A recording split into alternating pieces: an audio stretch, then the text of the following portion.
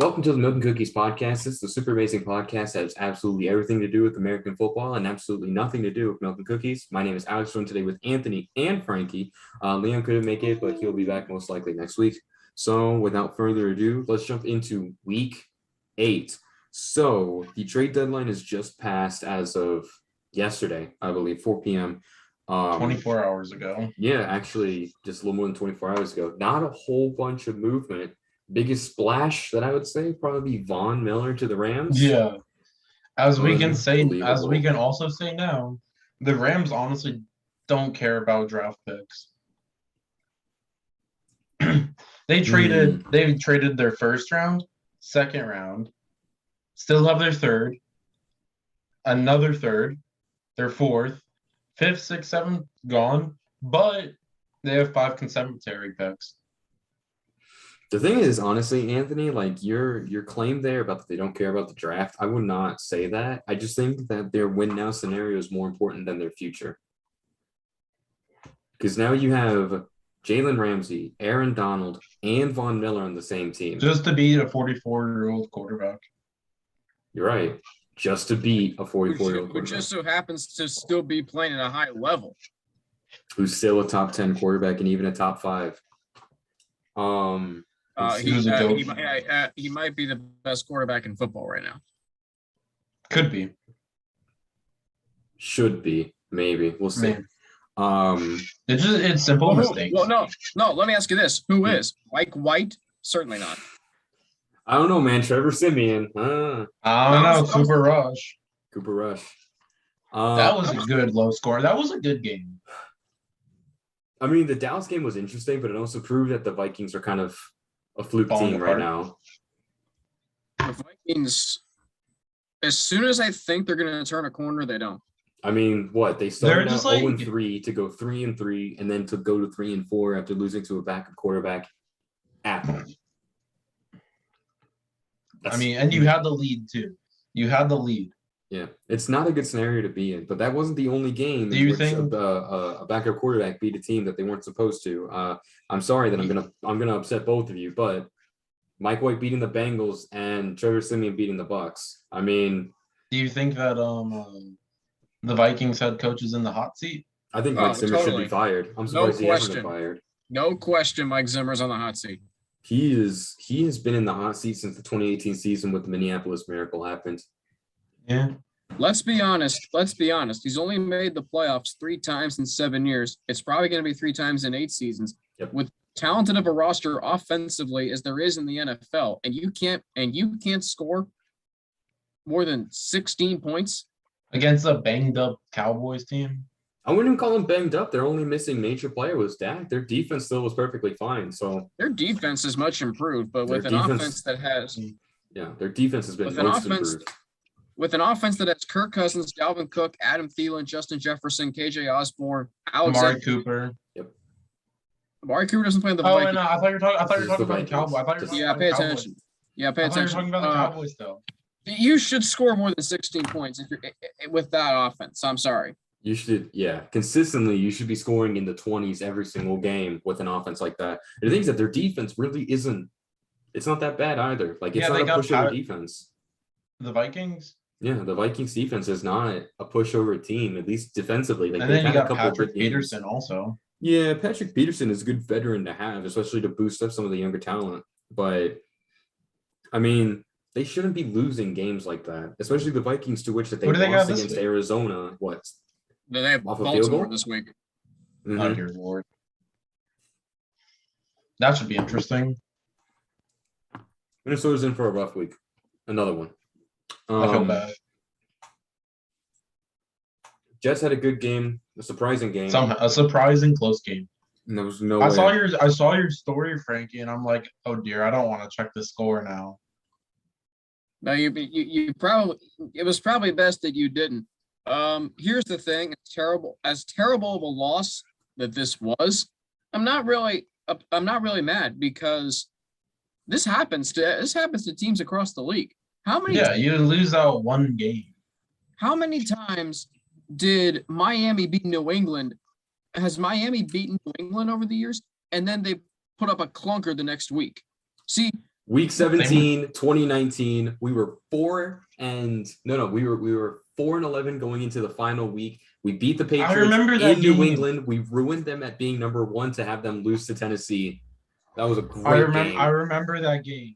Yeah. Okay. Game. Oh, that's true. But what I'm saying is, and I saw this in the comment section of an article in The Athletic, which, by the way, if you don't have a subscription to, you should. Yeah. It's an amazing source. When you're a young team that's still developing, that's not used to this kind of success and winning a big game like the Bengals did at Baltimore, this was the ultimate trap game. Yeah. It's the game you beat the Ravens. Yeah. It's the third straight road game. It's in a half-empty stadium with a big division game looming on the schedule next week. With the bye week coming up, it was so easy to lull into the trap. And by the way, the Bengals still led by 11 points in the fourth quarter, and they were getting outplayed the entire time.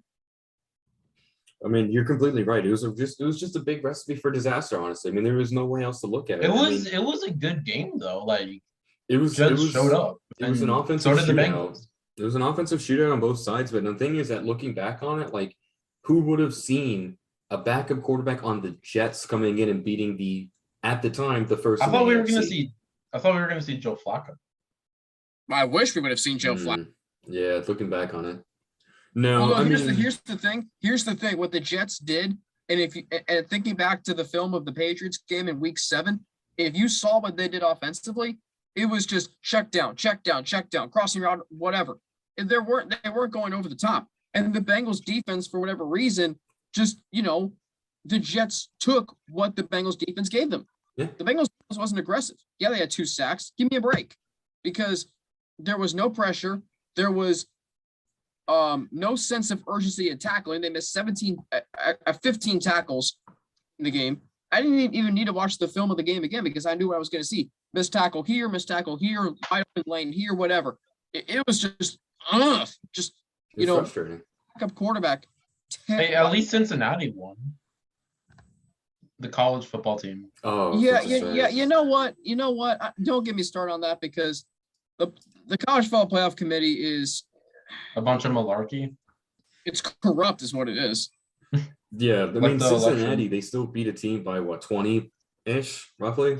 They led Tulane out of all teams, scored 12 points. So, I mean, but the main thing that I saw about Cincinnati was actually, you have to blow out the other team if they're not ranked. You have to at least blow them up by 30 to keep it up. But the thing is that Cincinnati is still Cincinnati still played a heck of a good game. You got to give them credit, but the drop from 2 to 6 off of a win that was still 20 plus is a little low. Hey, Michigan State's top 4.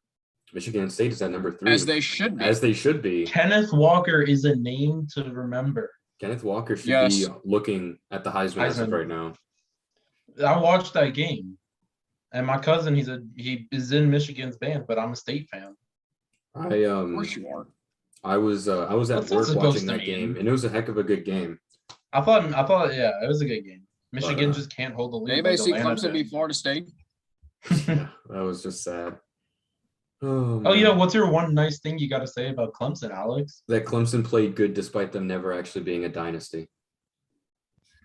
They'll be back in the top 25. Just give it some time. With what? When they get Arch Manning. Okay. You really think Archie Manning is going to want to play for Clemson? Yeah. After watching their entire dynasty collapse after Deshaun Watson and Trevor Lawrence. Ukulele is not the quarterback that everyone is. It's only 1 year. It's only 1 year post Trevor Lawrence. Well, that's the thing. You're right. It's 1 year, but recruits will go off of 1 year more than anything else. This isn't talking about. They can, but they can also realize that this was a rebuilding. Do you want me to look up his offers right now that Archie Manning has? Clemson could finish this year strong. Stuff. What's going to happen if Clemson wins out and maybe goes back to a New Year's Six bowl? Are recruits going to just turn a blind eye at them? No. Well, that's the thing. If they keep winning, good. If Clemson keeps winning, look, they're 5-3 right now. That's nothing to scoff at. That's for sure. They have a winning record despite this week. Louisville. In Louisville. You know what's fun? You know what's great? What's great?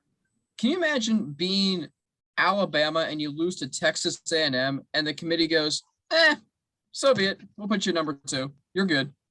No, they fell to 5, and then But they're back up at to number 2 now. because it's like Alabama. it's like you get to a toll road and they tell you don't have to pay the toll. Think about that. You know what I can't wait for? When Alabama actually has like a bad year. It won't. Every year you hear Alabama's top 5 back to the playoffs again. I want it to be someone different. Okay, but the thing is that Alabama shows up and they prove that they deserve to be in it every single year. Not like Florida State.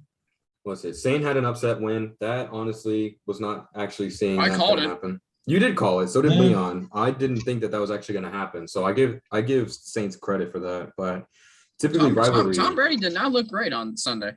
No, I mean I typically. was at my buddy's house. I was at my buddy's house, and then we left at halftime because we had to go somewhere, and then I was just getting updates on my phone.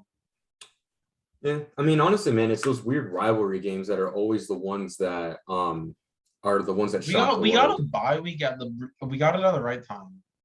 Yeah, And most likely Murphy Bunting's gonna come back. I mean, you got it right. And then after the bye week, we got the football team, and then we have the New York Football Giants on Monday Night Football. Yeah. So we should easily be 10-2. Those are 2 winnable games, so you'll be 8-2. 10-2, and then that's when we get the challenge of the Bills. Which could It's either go the Bills way. or Saints first. It'll go either way. That's gonna be a shootout, I think. I don't know about a It's gonna be a lot of it'll be a Bills close fans, game. My thing is, how is Buffalo's defense going to play that night? Yeah, I guess it'll just. it's New York. Yeah. The I have a question for you guys, especially because this is what I saw Thursday night when I was working. Arizona lost to a beaten up Green Bay's offense, especially without Tay Adams and Alan Lazard. Their wide receiver I didn't even watch that game. I mean, their wide receiver 1 and 2 were out of the game. You still had Aaron. No, what Rodgers happened with Arizona? Arizona and that dude that blew coverage? I mean, Arizona, honestly, I mean, they just had a couple bad plays. The dropped punt return was bad. It was just a couple bad plays. AJ Green needs to learn how to look back for the football. Oh yeah, that was bad. I heard a bunch of stuff that happened about that game. I mean, it was just a miscue. Everybody kind of expected Arizona to go in and win the game because Green Bay was out of an offense, but Green Bay came in and they shocked the world, mainly because of Randall Cobb. I'm actually kind of glad that he's back in Green Bay, though. And now Aaron Rodgers is out. Aaron Rodgers is out. Next man up is going to be Jordan Love. But honestly, just because I don't think we've seen Jordan Love in action, they play preseason. Well, I mean, like in a game. They play Oh. Kansas City, so this is going to be a real determining factor of if Aaron Rodgers is actually going to be needed for next year or not. So, who's the backup behind Love? I have no idea. DeShone Kaiser? Maybe if he's still on the team. Let's see. Carolina upset Atlanta. Leon was the one to get that one right. Let's see. I was not expecting that. I was not either. I don't think anybody was. I was kind of expecting Atlanta to kind of roll in there with that one. Tennessee Indy went to overtime. That one was a good game. It's honestly disappointing that we lost Derrick Henry for the rest of the year. He was going to break the rushing record. I'm convinced of that. He was on pace. He was on pace to do more than just break it. He was going to shatter it. It's just Aaron Rodgers and Jordan Love. They don't have a backup to Love. Well, they'll have to get a unless backup it's unless he's on the practice squad and he gets called up. Just get Phillip Rivers to come out of retirement. Well, Phillip Rivers considered it the Saints if they called him. Considers. I mean, Who yeah. would you rather go to, the Green Bay Packers or the Saints? I mean, the Packers. Green Bay. The Packers would be for one game. The Saints would probably be the rest of the season. Yeah. It's like, do you want to And pull a just retire LaShawn? again. Do you want to pull a LaShawn McCoy and just kind of coast to a Super Bowl and not do anything to attribute to it, or do you actually want to work for it, like what Phillip Rivers did with the Colts? So just depends on how you look at it. You want a free ring or you want to work for it. Buffalo beat Miami, big shock. Pittsburgh beat Cleveland. That was a shock. I'm not shocked. You're not shocked. No, Why is that? because I think Cleveland got exposed on Sunday. And I said on last week's show, it would not shock me if Pittsburgh beat Cleveland because the Browns are banged up. There's drama within that locker room. You don't have to have sources to know that as just a casual observer of the Browns. There's more drama already in Cleveland. Odell's not on the 53. Oh, that's going to be interesting to see if Odell's not on the 53. That does eliminate some of that drama leading up to a crucial game on Sunday. But it's just interesting to me because I said going into that game, if Pittsburgh's defense could stop Cleveland's ground game, and the Browns and Baker Mayfield, if you've watched him this season, he is not an accurate thrower. I'm sorry, he has no connection with Odell. Went in the pocket, he sails his throws. I don't know if that's because he's a terrible quarterback. I think he's slightly above average, or if he's hurt, which I do think is true. Mm-hmm. But I'm not shocked Cleveland lost at all. Yeah. A lot of Cleveland for sure definitely was a team that had a lot of hype. I mean, Cleveland was that way when they traded for Odell back in 2018. Everybody was. I could have told you then they were going to suck, and they did. They still do. They still do. I said they were going to go like. And the funny thing is, I ended up putting them in the playoffs for some odd reason that year. I knew they were going to go 5-11 or 6-10, and they did. Yeah, they went. They finished 7-9, I believe. I thought it was 6-10. One of the two. Under 500, that I know for a fact. Yeah, those are the key words. So you're right. Let's see. Philadelphia 44-6 against Detroit. At this point, I feel bad for the Lions. I do too. I feel bad for our predictions because we all said the Lions were going to pull an upset here, and I think a lot of people thought that. Yeah. Did the Lions win one football game? At this point, who knows? See, the Athletic. They should have won two. They had a poll of expert picks on the Eagles-Lions game, and it was split. And then Detroit just got boat raced out of their own stadium. Philadelphia ran the ball how many times? A lot. Too many times. I think it was like 40 somewhat times. They had 3 running backs with 12 or more carries. Mm-hmm. And I picked up Boston Scott in fantasy today. I picked up Derek Carr. That's a good pickup. Well, because Brady's on a bye. Well, I have to start Mahomes this week because Brady's on bye. I think the Kansas City Green Bay game will be pretty good. And I play Alex Can we in talk fantasy. Kansas City for a minute? Because Kansas City is almost loses to the New York Football Giants. First off, how many interceptions has Mahomes had this year? 7 or 8? I believe 7. I thought it was 8. 7. It was 7 heading into the game. It might be 8 now because of the mistouched ball. And it was just like kind of pushed up into the air. Calling it. Chiefs don't make the playoffs. I think I'm more concerned if the Chiefs are actually going to stay above 500 this year. I think that should be the real question. Do you think it's a Super Bowl hangover year? I think it's a Madden curse year. That's what I think. Oh yeah, Mahomes is on the cusp. No, there was something. If you listen to the Tape Heads podcast, Bob Wischusen, Dan Orlovsky, and Scott Yoli, and one of them said that the Chiefs are finally realizing that they're human and that they're not as high flying of an offense as they once maybe were. Not maybe they were. Or the Bucs seeing broke this the year.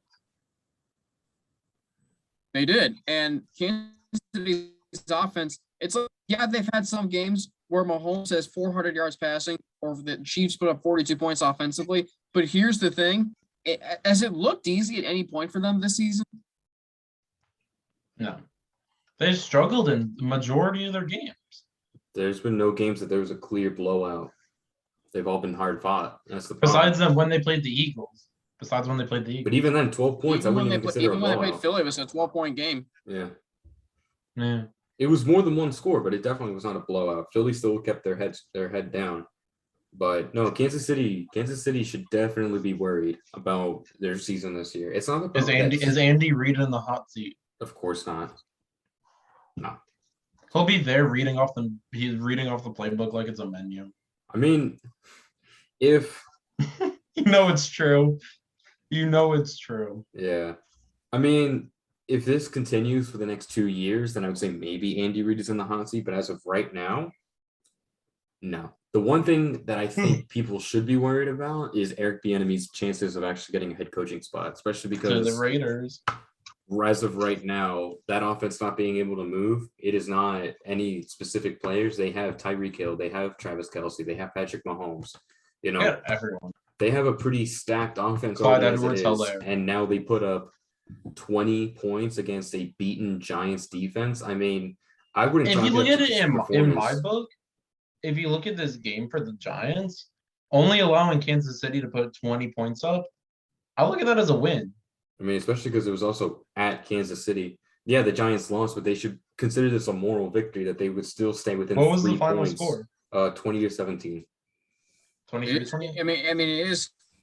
It's a great point that you bring up there, Anthony, because the Giants, for a team that is still young, still searching for an identity, the fact that they were able to play with Kansas City on the road and Keep up with Kansas City. and have chances, in the fourth quarter to win. That's a I'm step. just saying that, and then now the Bucks got them into 3 weeks, I should say. Monday Night Football. Well, that's going to be a different animal. No. Kansas City's got 3 weeks to try and turn things around because as of right now, I'm not even too sure if they'll finish above 500, especially with Raiders the are making the Chiefs. playoffs. I'm Yeah, the calling it. Chiefs. Raiders are taking that division. The Raiders, at this point, they're the best team in that division because the LA Chargers have come back, and Justin Herbert in particular have come back down to earth. They've dropped the ball against the Patriots. That was one thing I honestly was not expecting. What was I that picked final New score? England. What? The final score of the Chargers Patriots. 27-24. Oh, that was a close game.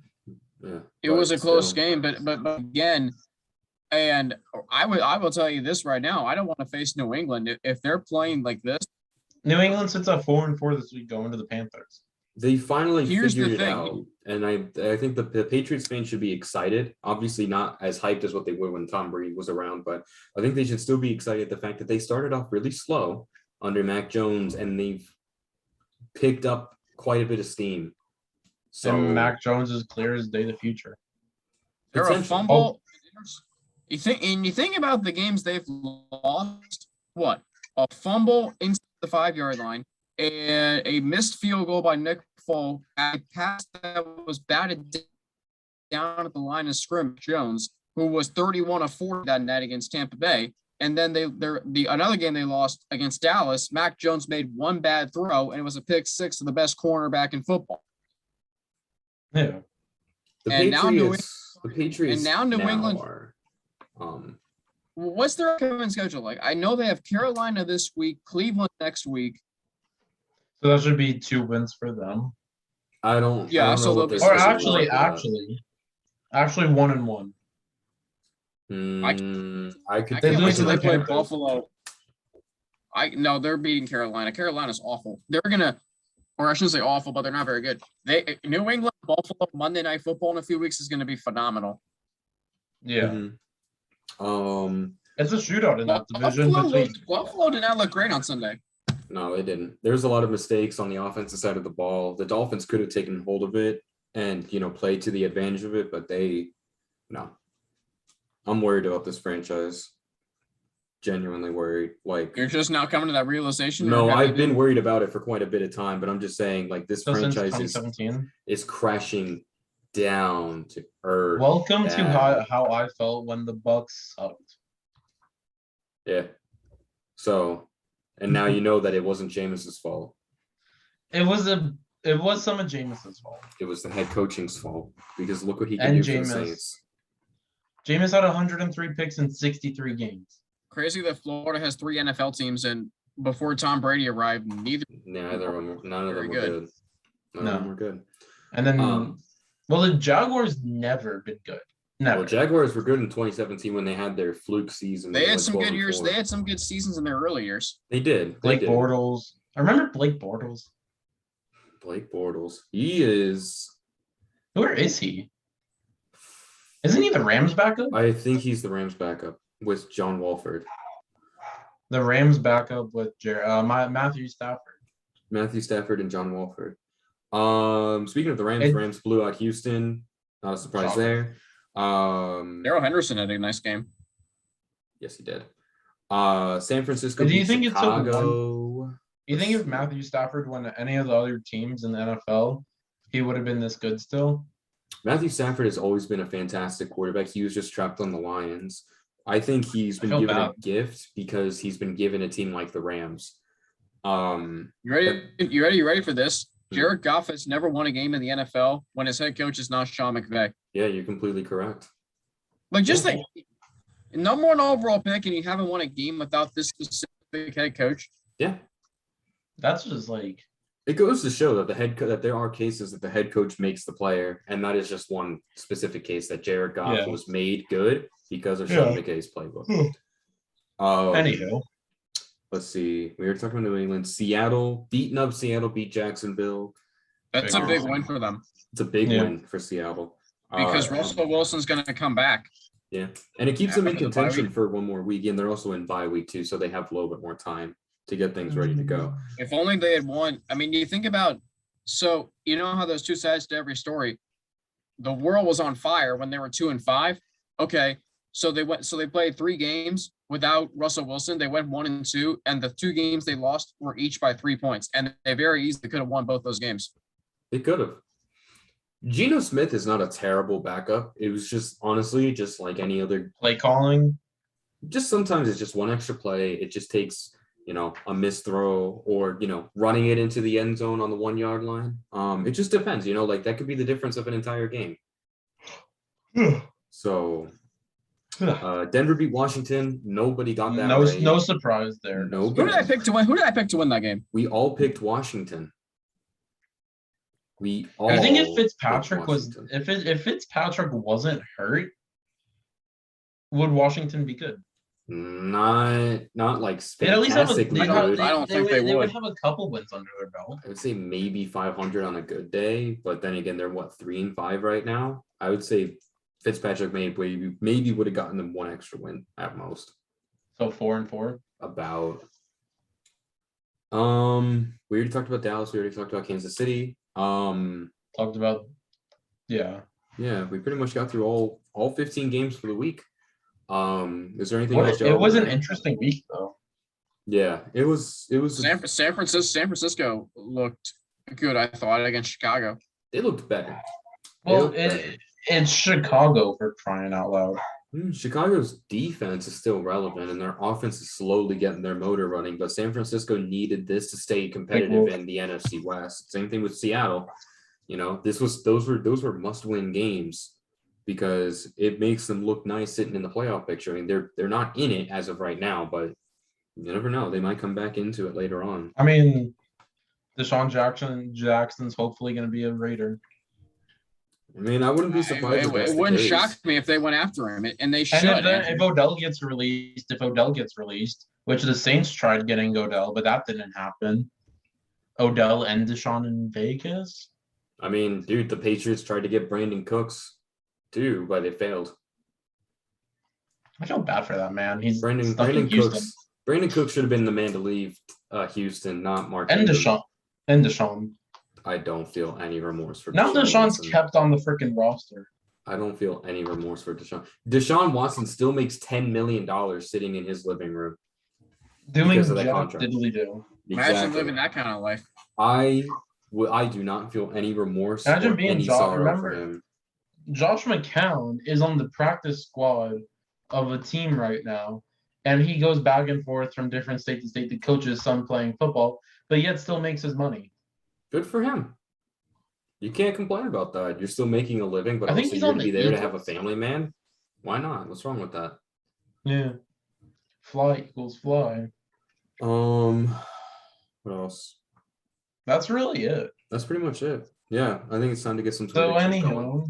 But thank you so much for watching. We'll be back shortly, in like 5 minutes to record the predictions episode. Yeah, I already got things ready to go for that. So thank you so much for watching. Leave a comment. Doesn't matter about what. Leave anything. Please. Anything. But yeah, that's anything, pretty much it. Anything helps. Yeah. just Support continue a cause. watching us talk about football for some reason. I don't know why, but if you like it, then you like it. But yeah, thank you so much for watching, and we'll see you guys real soon.